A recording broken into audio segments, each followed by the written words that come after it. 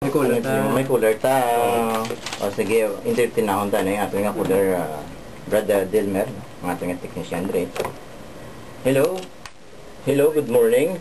Ano pa kadulat sa linyaw? Hello, good morning. Sige, oo. Para ka batis lang. Sino ganin, ma'am? Si isa lang Katolik ko nga nanay. Katolik ko nga nanay. Subong protestante na o wala na reliyon o ano?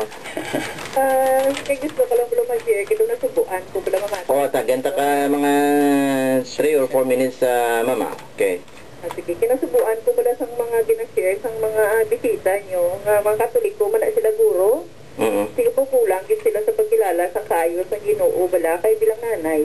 Doon nasubuan ko yung solusyon sa subong sa ginamo sa mga magsasampan malay ang divorce gadugang nagigya ang problema sina no kay nabalaan ko ya so, ang solusyon sini hindi lang kay ang ginabatol nila ang cultural kuno ang economic pero ang spiritual gid siya ang spiritual gid sa ako ng share ang kakulang gid nila sa spiritual nga pagkilala sa Ginoo kay kung tani na hambal man nila gani nga image and likeness of God kuno ang tao di dapat tani ang solusyon kada sa ako niya nakilala ko nila nga number 1 ang purpose niya sa pag-asawahay amo ang pagpakabalaan sa tagsa mo so dapat nga kilalahon anay at sa mamana ang babae kay sa ako niya nga ginakasigon ay sa iya nga bana kay wala kung bagay dyan mo kay kalabanan subong ng mga babae nagaupod lang sa lalaki nga wala sang sacrament of marriage wala nila nga taga-identidad ang ilang nga kaugalingon nga mga anak sila sang Diyos, imahin sila sang Diyos, so wala nilang natagaan sacredness ang ilalawat.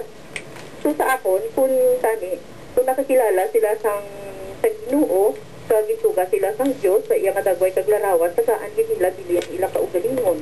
Ang sex, no, nga dapat nga hindi nila paghatag-hatag lang basta-basta ang ilang kaugalingon, maski wala pa gusto sa ilang lalaki, na nila, ginadugdog nilang ilang kaugalingon, so ano ma-expect mo?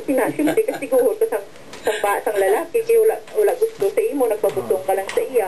Pag ang suffer, kung wala sang love sa inyo, hindi lang kay kamo nga duha, kundi ang pag-asawahay. Ang inyong mga kabataan, gali. So namin gid na kung ma-educate pala ang mga nanay, ang mga ginahimo gani isang simbahan subong nga gina-educate gid anay ang mag-asawa, no?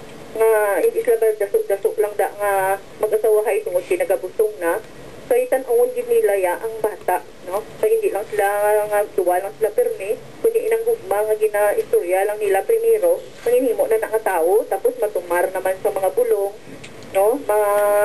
Ihiluan naman ang bata para nga so hindi kinasolusyon ang divorce. Kaya ang divorce, ang suffer gid sina hindi lang kay ang babae, kundi pati ang kabataan.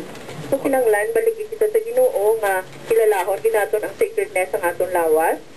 No, hindi ta pagpanghatag nga wala sang gugma, kag wala sang sakramento sa kasal, kag ang sacredness man sang buluhaton sa mag-asawa, amo nang paghimo sa bata para nga hindi na magproblema sa ulihi. Kinano nga for better or for worse, kung may gugma pa mo, kung may respeto sa tagsa, hindi gina problema ng mga sakripisyo. As far as ang kabuhi, then ang sacredness gid sa buluhaton sa mag-asawa nga hindi lang basta-basta himuon sang babae. No, kasi sige ma'am. Ang babae kinanglan ang pabubuton gid sa Ginoo nga Lord mangkuton mo anay blako galingon mo ha. Oh, sige ma'am, thank you gid ma'am sa imo nga pagpahayag katawom sa imo nga pagpahayag subong ikaw hindi ka gid gusto sing divorce, no? Ti ako married nang ko, ti may mga ups and downs man na sa married life. Pero ang solusyon hindi lang magbulagay kundi idangop sa Ginoo, istoryahan, no? Kag ang promisa bla till death do us part. May mo niya nga kadlawan kung may divorce till divorce devices or till divorce asa lang yan sa next divorce kaysa United States, no?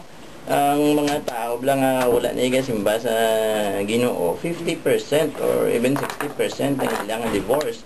Pero sa findings ni Father Gaston nga ini in charge sa marriage man sa international level niya nga atong mga mag-asawa lang nagasimba mga 5% lang ilay ang divorce rate kag labi na gid ang mga mag-asawa nga nag-pray together mga 2% lang ilang divorce rate, no? So mo nang kinahanglan siguro nga mabalanse aton nga kulturan sa Gabriela Nga hindi lang yan sila yung i-assert mo yung imong human rights, no?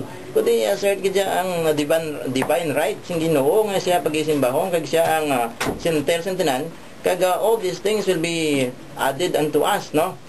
Kaya ang isa kasala, hindi niya maduga, hindi niya masulbar sing isa kasala, no? Pero hindi ba isang nabuntis ang babae? Di sala na nadaan because of premarital sex. Tapos ang solusyon niya i-abort mo na, dugangan sing sala kapag patay, no? Now, ang inisip mo nga kalatabo nga kadali lang niya mga tao kung magpalusot nga mag-divorce nilang ta, no? Kaya tungod nga contraceptive mentality bla, no? Kay nobyahan na galibin-libin kaya contraceptive na palpak ang contraceptive nga pills o ilang nga ginagamit ang mga kondom ipa-abort o kung laging pa-abort they live together as boyfriend and girlfriend, wala sing sacrament of marriage, tingila lang yun yung solution niya is divorce. But in the first place, nga sala na ito nga nila ginhimo, no, of living together without the sacrament of marriage. Now, hindi na ito niya panahon sa pagpayag, no? Panahon niya sa pagpayag nila ni Ma'am Trinigin kag ni Ma'am Edna, no? So, amo na yung aton nga kontensyon na Ma'am Trinigin. So, ano ang masiling madra sa aton ginambal ang cooler kay na kag sa akong ginambal pag ulang?